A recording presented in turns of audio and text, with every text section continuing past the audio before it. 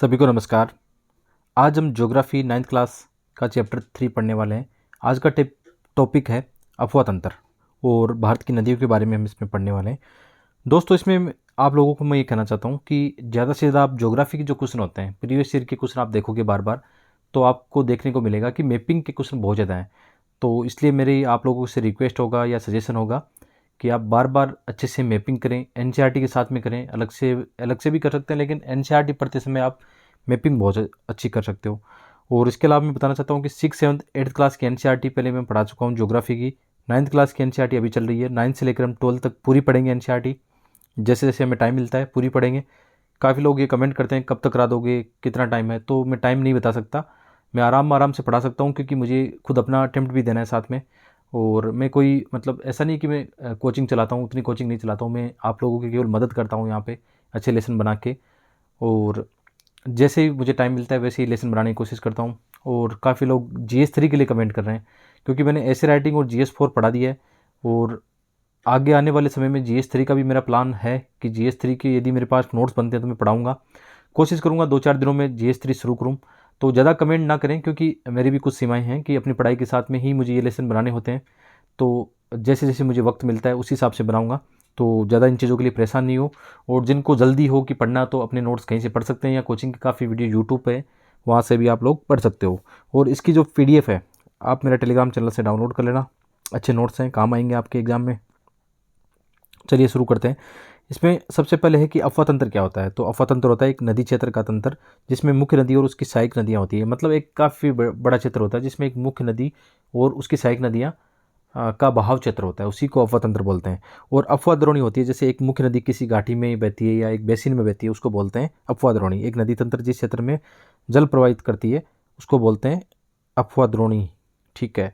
एक होता है, मतलब इसमें एक फैक्ट भी लिखा है कि विश्व की सबसे बड़ी अफवाह द्रोणी कौन सी है? अमेजन नदी है।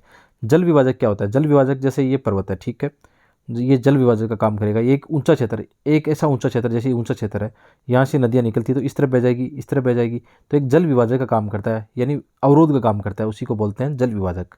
तो यदि आप भारत में देखोगे तो प्रायद्वीपीय भारतीय नदियाँ और हिमालय नदियों को कौन सा जल विभाजक अलग करता है? बहुत सारे हैं। विंध्य पर्वत है, मालवा का पठार है, अरावली पर्वतमाला है, ठीक है।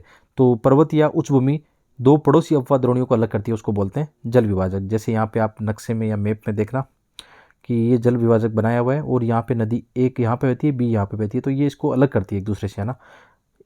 ये भविष्य में ऐसा हो सकता है कि यदि ये अफवाह तंत्र जो है या जो जल विभाजक है इसका कटाव हो जाए। कटाव कैसे हो सकता है? नदी जब सिर से अपर्दन करती है, यानी ऊपर की ओर से भी अपर्दन करने लग जाए, इधर से भी अपर्दन करने लग जाए, तो ये क्या हो जाएगा? ये एक ही बन जाएगा, ये कट के एक हो जाएगा। तो ये दोनों नदियाँ मिल जाएगी तो एक बड़ी नदी बन जाएगी, है ना। दो बेसिन मिलके एक बेसिन बन सकता है, ऐसा होता है, अक्सर कई बार होता है। इसके अलावा भारत में अफवाह तंत्र को यदि देखें दो भागों में बांट सकते हैं, हिमालय वाला और एक प्रायद्वीपीय नदियाँ। दोनों की तुलना कर सकते हैं। हिमालय नदियों में क्या है?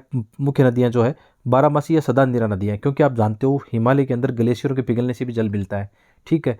पश्चिमी विक्षोभ भी बर्फ के रूप में जल मिलता है।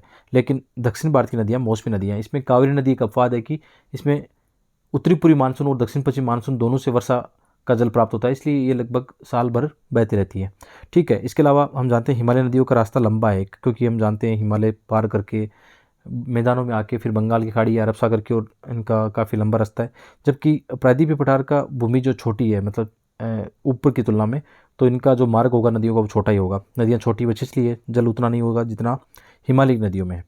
ये नदियाँ क्या करती है? अपर्दन करती है, ज़्यादा डेल्टा बनाती है। आप जानते हो हिमालय का अभी भी उत्थान हो रहा है, तो ये नया क्षेत्र है। प्रायद्वीपीय भारत की तुलना में हिमालय का निर्माण बाद में हुआ है, और अभी भी मतलब इसका निर्माण कार्य या वलित पर्वत श्रृंखला की जो ऊंचाई अभी भी बढ़ रही है। क्योंकि आप जानते हो कल वाले लेसन में हमने पढ़ा था कि प्लेट ट्यूनिंग के सिद्धांत में प्लेटें गति करने के कारण जब इंडियन प्लेट यूरेशियन प्लेट के साथ टकरा रही है तो इनकी ऊंचाई बढ़ रही है, वलित ऊंचाई बढ़ रही है, जिसके कारण क्या आती है? जब नदियाँ बहती है तो अपर्दन काफ़ी करती है, डेल्टा का निर्माण करती है। बहुत सारी यहाँ पे स्थलाकृतियाँ करती हैं, गार जीवी आकार की गाठी गोकुड़ जिले में बनाती है, और यहाँ की नदी अरब सागर और बंगाल की खाड़ी की ओर जाती है। यानी अपना जल कहाँ पे विसर्जित करती है? अरब सागर में भी करती है और बंगाल की खाड़ी में भी। इन नदियों की बात करें तो अपर्दन कम है, क्योंकि प्रायद्वीपीय पठार काफ़ी कठोर चट्टानों से बना है, या पुराना पठार है जिसका अपर्दन काफ़ी ज़्यादा पहले ही हो चुका है। तो अभी ये कठोर पठार के रूप में ही पथरीला एक धरातल कह सकते हैं बचा है। और बहुत सारी नदियाँ तो यहाँ पे क्या कहाँ बहती है? भ्रंश घाटी में बहती है। भ्रंश घाटी क्या है? भ्रंश घाटी जैसे मतलब फोल्ड हो गया, ऐसे फोल्ड होने से जैसे घाटियाँ बन गई, तो नदी इसमें से ऑलरेडी बहती है, किसमें से, भ्रंश घाटी में से बहती है। आप ऐसे कह सकते हो कि ऑलरेडी एक नाली बनी हुई है, नाली में से पानी बहाते हैं, तो नाली में से पानी बहेगा तो अपरदन क्यों होगा, उसका कटाव क्यों होगा। कटाव तो जब होगा ना जब ऊपर खापड़ धरातल है नदी अपना रास्ता बनाती है। तो नर्मदा और तापी नदी इसी का एग्जाम्पल है कि वो डेल्टा नहीं बनाती। डेल्टा कब बनाती है, नदियाँ अपने साथ जो कचरा मलबा ले जाकर जैसे जहाँ पे अपने मुहाने पर विसर्जित करती है, तो वहाँ पे डेल्टा जैसे आकार बनता है, मलबा क्षेत्र बनता है, ठीक है, बेसिन या एक ऐसा तट बनता है जहाँ पे काफ़ी ज़्यादा अपरदन का निक्षेपण होता है। उसी उसके विपरीत एस्चुरी का निर्माण होता है। एस्चुरी में क्या होता है, डेल्टा नहीं बनता, क्योंकि नदियाँ ऑलरेडी भ्रंश घाटियों में से बहकर जाती है, कोई अपरदन उनमें ज़्यादा होता नहीं है, इसलिए एस्चुरी बनेगा। एस्चुरी मतलब एक ऐसा जोन जहाँ पे समुद्री खारा जल और नदी का मीठा जल आपस में जहाँ पे मिलता है, वहाँ का एक अलग तरह का पारितंत्र बनता है, उसको बोलते हैं एस्चुरी क्षेत्र। एस्चुरी को और देखने के लिए आप गूगल और यूट्यूब करना। भारत में प्रमुख से नर्मदा और तापी नदियाँ भ्रंश घाटी में बहती है और एस्चुरी का निर्माण करती है। यहाँ पे प्रायद्वीपीय भारत की नदियों में स्थलाकृतियों की बात करें, जलप्रपात प्रमुख है और अधिकांश नदियाँ पश्चिमी घाट से निकलकर बंगाल की खाड़ी की तरफ बहती है, ठीक है। और यहाँ पे मैंने एक मैप लगाया जानबूझ के, और इस मैप में क्या करोगे, आपकी जिम्मेदारी बनती है कि सभी नदियों की आप मैपिंग करोगे। जैसे मैं एग्जाम्पल के लिए बताता हूँ, यहाँ पे मैप में दिखाता हूँ एक बार। जैसे सिंधु नदी है, मानसरोवर झील से निकलती है और लेह लद्दाख से बहते हुए पाकिस्तान में जाती है। यहाँ पे कौन सी श्रृंखला है, पर्वत श्रृंखला, कल हमने पढ़ा था काराकोरम। यहाँ पे लद्दाख और जास्कर। इसका मतलब ऐसा क्वेश्चन आ सकता है कि सिंधु नदी कौन सी दो पर्वत श्रृंखलाओं में से बहती है, लद्दाख और जास्कर में से बहती है। लद्दाख शहर इसके कौन से किनारे पे है, कौन सी इसमें सहायक नदियाँ ऊपर से आती है या दक्षिण से आती है। इसकी अन्य सहायक नदियाँ जैसे झेलम नदी है, चिनाब है, रावी है, सतलज है, व्यास है, इनकी सबकी लोकेशन आपको जानना बहुत जरूरी है। कभी कभी क्वेश्चन आ जाएगा उत्तर से दक्षिण में, कि उत्तर से दक्षिण में कौन कौन सी नदियों का सही क्रम है, या दक्षिण से उत्तर की ओर सही क्रम है, पूर्व से पश्चिम की ओर सही क्रम कौन सा है। ऐसे क्वेश्चन पुराने समय में पूछे गए हैं, यूपीएससी कभी भी ऐसे क्वेश्चन पूछ लेगा। तो नदियों का करते समय से थोड़ा गेम खेला करो नदियों के साथ में, कि उत्तर से दक्षिण में कौन से, इसका क्या रूप है, कैसा है, ठीक है। इसी तरह आपको पता होना चाहिए, जैसे गंगा नदी है, गंगा नदी का दो शाखा है, एक भागीरथी एक अलकनंदा, दोनों कहाँ मिलती है, देवप्रयाग मिलती है। देवप्रयाग के बाद में गंगा नदी हरिद्वार में मैदानों में आती है और फिर इलाहाबाद में यहाँ पे यमुना इसमें आके मिलती है। गंगा नदी आगे जाके बांग्लादेश में मुख्य ब्रह्मपुत्र मिलती है। एक इसकी वितरिका भागीरथी या उगली कहाँ पे आती है, कलकत्ता की ओर चली जाती है, कोलकाता की ओर, फिर बंगाल की खाड़ी में। ऊपर से आप जानते हो सांगपो, जो कि ब्रह्मपुत्र नदी का चाइनीज नाम है, चीनी नाम है। आगे ये अरुणाचल प्रदेश में दिहांग के पास, क्योंकि यहाँ पे नामचा बर्वा पर्वत है, तो यूट्रन होगा दिहांग का। यूट्रन होने के बाद में ब्रह्मपुत्र कहलाएगी कहाँ पे, असम में। असम के बाद में जमुना बांग्लादेश में, और बाद में दोनों में मिलने के बाद में पद्मा या मेघना, यहाँ बंगाल की खाड़ी में जल विसर्जन करने से पहले इसको मेघना बोलते हैं। दोनों को, गंगा और ब्रह्मपुत्र मिलकर यहाँ पे मेघना कहलाती है। तो ऐसे पढ़ना चाहिए। तो ये मैप आपके सामने, एनसीईआरटी आप मेरे साथ साथ पढ़ना, मैप जरूर देखना। ये लेसन पढ़ते समय भी एनसीईआरटी अपने साथ में रखना, 8th क्लास वाली, उसमें देखना कि कहाँ कहाँ पे हम बात कर रहे हैं। जैसे दक्षिण भारत वाली नदियाँ हैं, चिल्का झील की लोकेशन क्या है, कोलेरू झील कहाँ पे है, पुलकित झील कहाँ पे है, ठीक है। गोदावरी नदी कहाँ से निकलती है, इसकी सहायक नदियाँ कौन सी है, पेनगंगा, ठीक है। कृष्णा नदी कहाँ से निकलती है, कौन सा इस पर सागर या झील है, कौन सी इसकी सहायक नदी है। ये आपका होमवर्क हो गया एक तरह से। इसके अलावा यहाँ पे एक फैक्ट भी दिया हुआ है कि राष्ट्रीय नदी संरक्षण योजना क्या है देश में। मतलब यहाँ पे आप इसको पढ़ लेना, इसमें कोई ज़्यादा रॉकेट साइंस वाला कुछ नहीं है, नॉर्मल चीज़, इसको पढ़ लेना। प्रीलिम में ऐसे क्वेश्चन आ सकते हैं, जो बॉक्स में बने हुए हैं ना, ऐसे क्वेश्चन प्री में आ सकते हैं, इसको पढ़ लेना डिटेल को, ठीक है। आगे बढ़ते हैं।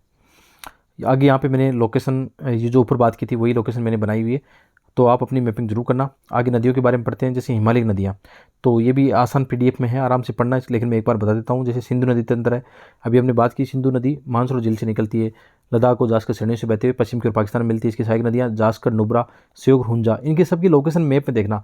कोई आपके पास ऑक्सफोर्ड का या ब्लैक ओरिएंटल स्वान का मैप हो, या गूगल करना, इन सब की नदियों की लोकेशन देखना, नदियाँ कहाँ कहाँ के आके मिलती है, कौन से किनारे पर मिलती है, बाएं किनारे पे या दाएं किनारे पे मिलती है। इसकी सहायक नदियाँ, इनकी सबकी लोकेशन देखना। इसकी लंबाई 2900 किलोमीटर और अरब सागर में अपना जल विसर्जित करती है, ठीक है। आगे जैसे गंगा नदी है, गंगा नदी का आप देखना यहाँ पे, जैसे मैंने माइंड में बनाया एक, कि गंगा नदी क्या है, एक शाखा इसकी भागीरथी और अलकनंदा कहाँ से निकलती है, गंगोत्री से निकलती है, और बद्रीनाथ से, दोनों कहाँ पे मिलती है, देवप्रयाग में। देवप्रयाग बाद में गंगा हरिद्वार में मैदानों में आती है, और गंगा मैदानों में आने के बाद फरक्का के पास में इसमें एक हुगली से अलग होती है, फिर ये ब्रह्मपुत्र में जाके मिलती है। ये माइंड में बनाया है कि याद रखने के लिए। और यहाँ पे फैक्ट भी है कि सुंदरवन डेल्टा जो है, सुंदरी पादम के नाम पर इसका नाम पड़ा है, और मैंग्रोव वन यहाँ पे काफ़ी है, रॉयल बंगाल टाइगर के लिए प्रसिद्ध है। इसके अलावा सांगपो नदी ब्रह्मपुत्र वाला भी हमने पढ़ा था, तो ये आप देख लिया करो। इसके अलावा आपको ये भी पता होना चाहिए कि जैसे हिमालय से कौन सी नदियाँ जो गंगा की सहायक नदी है, जैसे बाएं किनारे पर कौन सी नदी आती है, कोसी, गंडक, घाघरा, शारदा, और दाएं किनारे पर कौन सी आती है, यमुना, हिमनद। जैसे मैप में देखें एक बार दोबारा, आपको ये पता होना चाहिए। जैसे गंगा नदी है, ठीक है, यहाँ पे गंगा नदी है। तो इसके ऊपरी किनारे से, या ऊपरी किनारा इसको बोलेंगे लेफ्ट किनारे से, लेफ्ट किनारे से शारदा, घाघरा, गंडक और कोसी, और इसके दाहिने किनारे से यमुना और सोन नदी प्रमुख है यहाँ पे। ऐसा पता होना चाहिए आपको, थोड़ा सा लगा लिया करो ना। ऐसा भी होता है जैसे यहाँ से पश्चिम की और पूर्व की ओर नदियों का नाम पूछ सकते हैं, वो ऐसे पहाड़ियों का पूछ सकते हैं कई बार, उत्तर से दक्षिण, पूर्व से पश्चिम, आपको पता होना चाहिए, थोड़ा लोकेशन और नदियों के बारे में पता होना चाहिए। आगे बढ़ते हैं। तो गंगा नदी का हमने देख लिया, और प्रायद्वीपीय नदियों का भी हमने थोड़ा देख लिया है, अब देखेंगे। हाँ, जैसे गंगा नदी की और प्रायद्वीपीय सहायक नदियों में कौन सी प्रमुख सहायक नदी है? सोन, यमुना प्रमुख सहायक नदी होगी। इसके अलावा ब्रह्मपुत्र नदी, ब्रह्मपुत्र नदी के बारे में यहाँ पे दिया हुआ है कि मानसरोवर झील से पूर्व से निकलकर सांगपो नदी नामचा बरुआ पर्वत के पास यूटर्न लेकर अरुणाचल प्रदेश में प्रवेश करती है, और यहाँ से दिहांग के नाम से जाना जाता है। इसे दिबांग लोहित तो इसकी सहायक नदी है, जो कि असम में ब्रह्मपुत्र के रूप में निर्माण होता है, ब्रह्मपुत्र के रूप में जानी जाती है। भारत में ब्रह्मपुत्र नदी का प्रदन व शिल्ट अधिक है। याद रखना, ब्रह्मपुत्र अपने मार्ग परिवर्तन के लिए जानी जाती है, क्योंकि जैसे कोई नदी जब बहती है ना, नदी जैसे ऐसी बहती है, तो नदी के साथ अपर्दन भी होता है। तो यदि अपर्दन की मात्रा बढ़ जाए, जैसे यहाँ पे अपर्दन की मात्रा बढ़ गई, ठीक है, जैसे ब्रह्मपुत्र नदी यूँ बह रही थी और इसमें अपर्दन की मात्रा जगह जगह बढ़ गई, इसके कारण क्या होगा, नदी के अंदर ही एक द्वीप बन जाएगा। नदी अपना मार्ग परिवर्तन इधर से कर लेगी, फिर ये छोड़ देगी और इधर से मार्ग परिवर्तन कर लेगी, फिर आगे बहेगी। तो ऐसे संरचना बनने से क्या होगा, नदी का मार्ग परिवर्तन होगा और बाढ़ की समस्या बन जाएगी। और ब्रह्मपुत्र नदी में ऐसी घटनाएं ज़्यादा होती है, क्योंकि ब्रह्मपुत्र नदी एक तो ना काफ़ी स्पीड से ऊपर से आती है, और फिर हिमालय रीजन क्या है, अभी भी हलचल काफ़ी है उसमें, गतियाँ, प्लेट विवर्तन के सिद्धांत काफ़ी वहाँ पे देखने को मिलता है, भूस्खलन की घटनाएं। तो चट्टानें क्या चूर्णित अवस्था में और नदियाँ अपर्दन ज़्यादा करती है, जिसके कारण नदी के मार्ग में परिवर्तन की संभावना भी ज़्यादा होती है। तो कभी ऐसा क्वेश्चन आए मेंस में डिजास्टर मैनेजमेंट का या बाढ़ का क्वेश्चन आए, तो ये क्वेश्चन थोड़ा केस स्टडी बता देना कि ब्रह्मपुत्र में ऐसा क्यों होता है, कोसी नदी में ऐसा क्यों होता है, उत्तर भारत की नदियों में ऐसा क्यों होता है, थोड़ा सा लॉजिकली सोच लेना, ठीक है। और यहाँ पे देखो, यदि उत्तर भारत की नदियों में हम देखते हैं कि अक्सर ये देखा जाता है कि जैसे ही दक्षिण पश्चिम मानसून आता है, वर्षा की मात्रा अधिक होती है, ठीक है, तो बाढ़ की संभावना भी यहाँ पे ज़्यादा होती है। इसके अलावा प्रायद्वीपीय भारत की नदियाँ, सबसे पहले नदी की बात करेंगे, नर्मदा नदी। नर्मदा नदी कहाँ से निकलती है? अमरकंटक पहाड़ी से निकलकर पश्चिम की ओर भ्रंश घाटी में बहती है। जैसे ये अमरकंटक पठार है और यहाँ पे भ्रंश घाटी बनी हुई है एक, ठीक है, तो नदी आएगी, इसमें अपना रास्ता बनाया हुआ है और आगे खंभात की खाड़ी में जाके गिर जाएगी। बीच में इसमें जबलपुर के पास में संगमरमर जो सैले हैं, वहाँ पे क्या बना हुआ है, धुआंधार जलप्रपात बना हुआ है, एक शानदार दृश्य देखने को मिलता है, ठीक है, यूट्यूब पर देखना आप इसको, धुआंधार जलप्रपात को। और इसके अलावा ये एस्चुरी बनाती है, पहले भी हम बात कर चुके हैं कि ये डेल्टा नहीं बनाती, क्यों नहीं बनाती, भ्रंश घाटी में बहती है, भ्रंश घाटी में तो कठोर धरातल पर बहती है, और भ्रंश घाटी में बहती है तो अपर्दन नहीं होता है, ठीक है। तापी नदी भी इसी तरह है, भ्रंश घाटी में बहती है, कहाँ से निकलती है, मध्य प्रदेश के बैतूल जिला सतपुड़ा से निकलती है, नर्मदा के समानांतर घाटी में बहती है, अरब सागर और पश्चिमी घाट के मध्य पश्चिम की ओर बहने वाली प्रमुख नदियाँ। यहाँ से किस टाइप के क्वेश्चन बन सकते हैं, या तो मैपिंग के क्वेश्चन बनेंगे, कौन सी नदी कहाँ बहती है, उत्तर दक्षिण पूर्व पश्चिम कौन सी सहायक नदी है। एक क्वेश्चन 2012-13 में आया हुआ है कि जैसे ये दक्षिण प्रायद्वीप का पठार है, ठीक है, ऐसा क्वेश्चन आया कि यहाँ की, जैसे ये पश्चिमी घाट बना हुआ है यहाँ पे, यहाँ की अधिकांश नदियाँ किस तरह बहती है, बंगाल की खाड़ी की ओर, ठीक है, बंगाल की खाड़ी की ओर बहती है, जैसे गोदावरी, कृष्णा, कावेरी, है ना, महानदी, ये सब इनका जल विसर्जन कहाँ पे होता है, अरब सागर में होता है, ठीक है, अरब सागर में होता है। इसका मतलब इनका ढाल का पता चल गया, ढाल किस तरफ है, यहाँ पे ढाल हो गया उत्तर पश्चिम से दक्षिण पूर्व की ओर, ये दक्षिण है, ये पूर्व है, तो दक्षिण पूर्व की ओर इसका ढाल हो गया, ठीक है। इसका मतलब यहाँ से नर्मदा और तापी, यहाँ से थोड़ी सी नर्मदा और तापी नदियाँ जो बहती है, ये ढाल के अनुरूप नहीं बहती है, ये तो भ्रंश घाटी में बहती है। अदरवाइज यदि भ्रंश घाटी नहीं होती तो नर्मदा तापी भी इस तरह बहती। ये याद रखना, लॉजिक वाला क्वेश्चन है, ऐसा क्वेश्चन आप देखना 2012-13 में आया हुआ है। तो ढाल वाले भी क्वेश्चन आते हैं, नदियों के ढाल किस तरफ बहते हैं, क्या होता है, ठीक है, ये आपको पता होना चाहिए। आगे हम देखते हैं अन्य की भी सहायक नदियाँ या अन्य नदियाँ हैं जो पश्चिम की ओर बनने वाली प्रमुख नदी है, माही, भरतपुजा, पेरियार। गोदावरी नदी की यदि देखें तो 1500 किलोमीटर लंबी है, दक्षिण भारत या प्रायद्वीपीय भाट की सबसे बड़ी नदी है, उद्गम महाराष्ट्र के नासिक जिले से और पश्चिमी घाट से होता है। इसका अफवाह तंत्र महाराष्ट्र अन्य जैसे इन राज्यों में बहते हैं। देख लेना आप सहायक नदियाँ कौन सी, पूर्णा, वर्धा, यहाँ पे आपका काम बनता है कि लोकेशन देखो कि किस तरफ से मिलती है, उत्तर से दक्षिण से या कौन से किनारे पर आके मिलती है, पूर्णा, वर्धा, प्राणहिता, मंजरा, वेनगंगा, पेनगंगा, ऐसे क्वेश्चन भी आए हैं। कौन सी, ऐसा क्वेश्चन आएगा निम्नलिखित में से कौन सी गोदावरी की सहायक नदियाँ नहीं है या है, ऐसा क्वेश्चन आया हुआ है ऑलरेडी। ऐसे क्वेश्चन आते हैं, आप देखोगे प्रीवियस ईयर के क्वेश्चन बार बार देखोगे तो आपको पता होगा कि यूपीसी कैसे क्वेश्चन पूछती है। तो नए बच्चे काफ़ी कमेंट करते हैं कि सर ये बताओ कि कौन सी टॉपिक पढ़ने छोड़ने, यार प्रीवियस ईयर क्वेश्चन देखो तो सही, ठीक है, देखो बार बार देखो, आपको पता लग जाएगा। इसके अलावा महानदी कहाँ से निकलती है, छत्तीसगढ़ से निकलती है, उड़ीसा में बहते हुए बंगाल की खाड़ी में जाके गिरती है, इन राज्यों से बहती है। कृष्णा नदी जो है पश्चिमी घाट महाबलेश्वर से निकट से निकलती है और सहायक नदी है इसकी तुंगभद्रा, कोयना, घाटप्रभा, मुस्सी और भीमा। ऐसे क्वेश्चन बहुत सारे आने वाले हैं। आपका जिम्मेदारी बनती है मैपिंग करना है। दोस्त बार बार बोल रहा हूँ, आप में से जो हार्ड वर्क करता है, स्मार्ट वर्क करता है, वो इस बात को समझ लेगा, उसका सिलेक्शन भी जल्दी हो जाएगा। ठीक है। इसके अलावा कावेरी नदी हम देखते हैं कि जैसे ब्रह्मगिरी है, कहाँ से, पश्चिमी घाट से निकलती है। इसकी सहायक नदी अमरावती, भवानी, हेमावती, काबिनी और शिव समुद्र जलप्रपात है। पूर्व की ओर बहने वाली अन्य नदियाँ भी, दामोदर, ब्राह्मणी, वैतरणी और स्वर्णरेखा। सबकी लोकेशन देखना है मैप में, खुद की लोकेशन नोट्स भी बना लेना है। इसके अलावा प्रमुख जिले 2018 में यहाँ से क्वेश्चन आया है। 2018 में एक क्वेश्चन आया कि इनमें से कौन सी कृत्रिम झील है। ठीक है, 2018 का पेपर उठा के देखना प्री का, कौन सी कृत्रिम झील है। कितना आसान क्वेश्चन है, लेकिन आपने एनसीईआरटी को ढंग से किया, मैपिंग सही की, तो आपका क्वेश्चन पक्का श्योर होगा। इसमें 3 जिले थी। जैसे जिले कौन सी है, एक नैनीताल झील थी, इसमें एक मतलब 2-3 और जिले थी जो मतलब प्राकृतिक जिले, एक झील इसमें कृत्रिम झील थी। तो 3 झील यदि आपको पता हो, रेणुका झील पूछा गया है, एक मान लो लोग तक इनमें से कोई पूछा होगा। ठीक है, तो बहुत आसान क्वेश्चन था, लेकिन ये तभी क्वेश्चन कर पाओगे जब आपने पढ़ा हो। तो यहाँ पे मैंने लिख दिया लेगुन झील। लेगुन झील कौन सी होती है, जैसे ये हमारा तटीय क्षेत्र है, तो लेगुन के यहाँ पे क्या होता है, जैसे यहाँ पे डेल्टा के कारण अवरोध बन गया। ठीक है, यहाँ पे अवरोध बन गया, तो समुद्र खारा जल के कारण एक झील बन गई, उसको लेगुन झील बोलते हैं। ठीक है, खारा जल वाली। कौन सी झीलें, इनकी लोकेशन देखना, चिल्का, कोलेरू और पुलिकट झील कहाँ पे है, पुलिकट झील कहाँ है। आंतरिक लवणी झील सांबर कहाँ पे है, देखना, राजस्थान में है। मीठे पानी की झील कहाँ पे है, डल, वुलर, लोकटक मणिपुर में है। भीमताल उत्तराखंड में, नैनीताल भी उत्तराखंड में। बड़ा पानी कहाँ पे, मेघालय में। इसके अलावा बांध निर्माण से भी झीलें बनती है, गुरु गोविंद सागर, भाखड़ा नागल। यहाँ पे मैंने ज़्यादा लोकेशन नहीं दी, जो मैप में या इस एनसीईआरटी चैप्टर में दिया गया ना, वही बता रहा हूँ मैं। ठीक है, तो ये मैंने यहाँ पे मैप में भी बता दिया।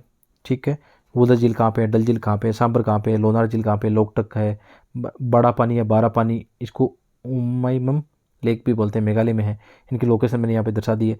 भीमताल यहाँ पे नीचे है और नैनीताल ऊपर है। ठीक है, लोकेशन में देख लेना, भीमताल ऊपर है, नैनीताल सॉरी ऊपर है और भीमताल नीचे है। ठीक है, और बाकी गूगल करना है, सबका आपको पता लग जाएगा। तो ये लेसन यहीं समाप्त होता है।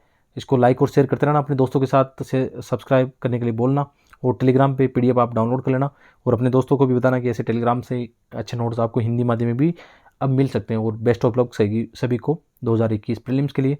बहुत बहुत धन्यवाद।